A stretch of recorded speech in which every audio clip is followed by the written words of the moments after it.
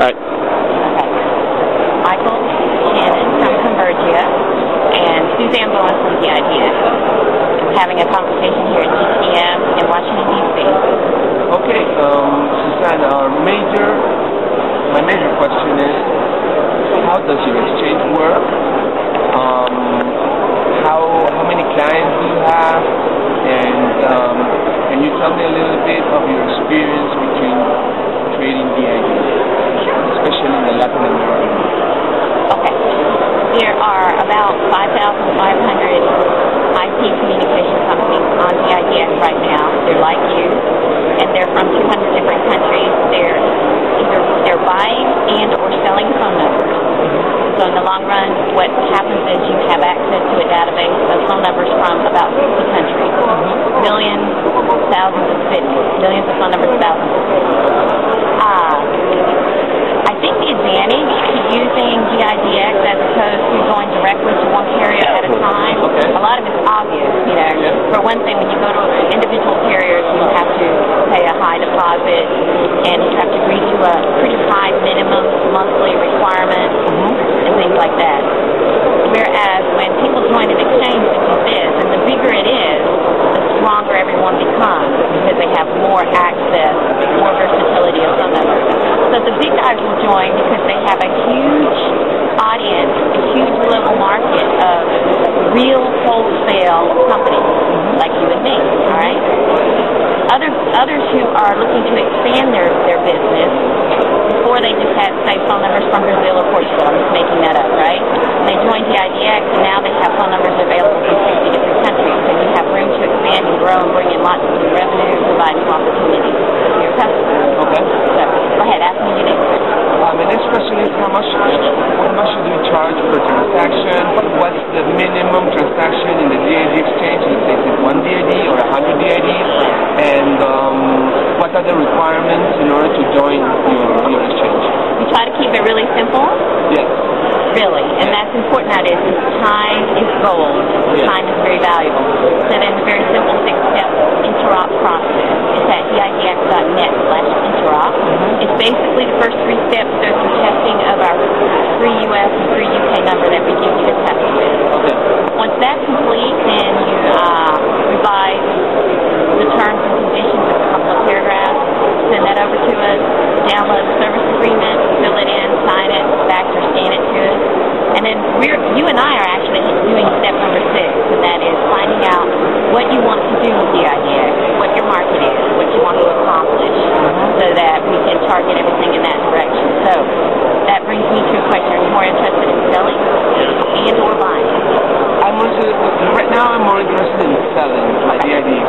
Occasionally I could buy and resell, but right now we have our own licenses, so we're not a reseller right now. Gotcha. We're selling what we have right now in stock. Gotcha. All right.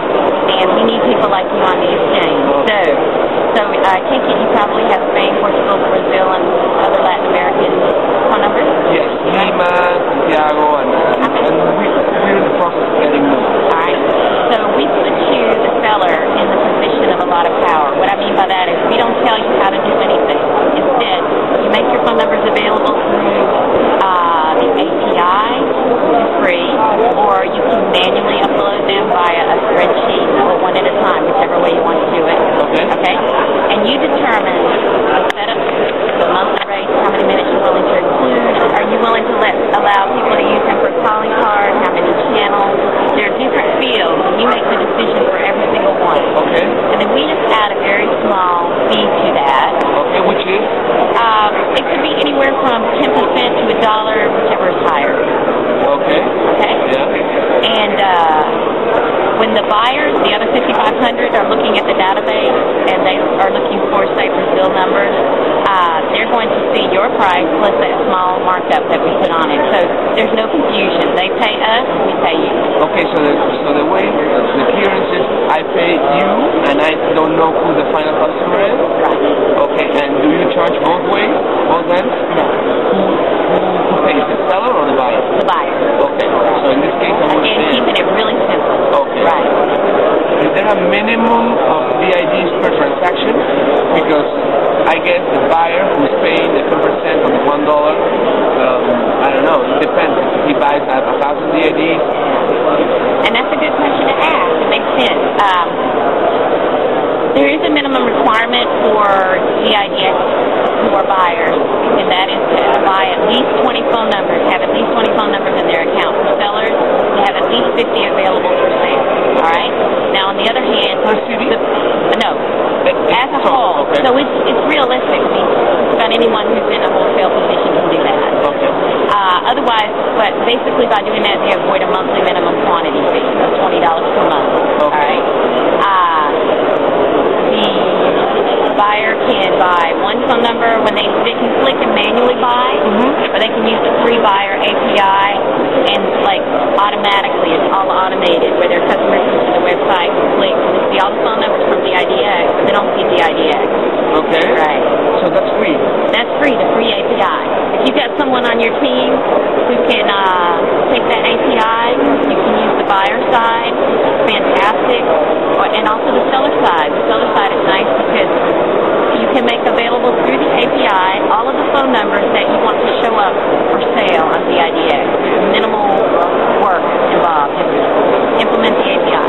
How many transactions do you have per day or per month in DIDs? How many?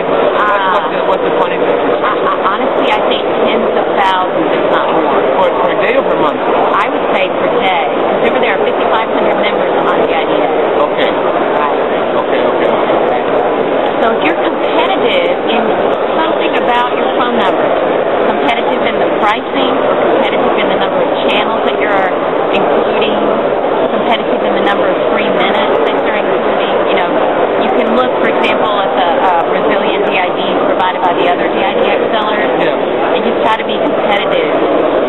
Okay, let's say someone buys my DID, then I have to interconnect all with my customer. You have an automatic interconnect with them through DIDX once you've completed the interop. And in other words, when you finish the interop, when they buy from me, what's the next step? The next step is the phone number is automatically provisioned to their account. Okay. It shows up on their website. That's because you're buying off of them. I know. So the contract is with them. I want to use it. We need to interconnect, No. We're already connected with automatically. All the settings are already in there. It's like RVNet.